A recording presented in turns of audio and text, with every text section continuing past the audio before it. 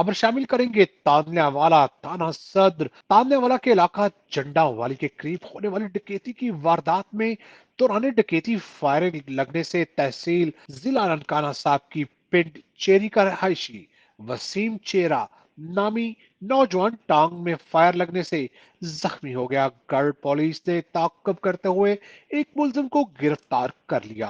इसी हवाले से मजीद रिपोर्ट कर रहे हैं अली हसन साबरी। जी, ये अफसोसनाक वाकया थाना सदर तांदल्यावाला के इलाका मसरूफ तरीन शाहरा तांदल्यावाला साहिवाल रोड जंडावाली स्टॉप पर पेश आया, जहां तहसीलो जिला ननकाना के इलाका पिंडी चेरी से गुगेरा चक आई बारात के बरातियों को वापसी पर डकैतों ने लूट लिया।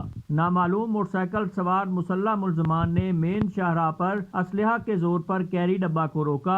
कैरी डब्बा में मौजूद अफराद की जेबें साफ करने के साथ साथ औरतों से तलाई जेवर भी छीन लिए। दौरान डकैती फायर लगने से वसीम चेरा नामी नौजवान टांग में फायर लगने से जख्मी हो गया।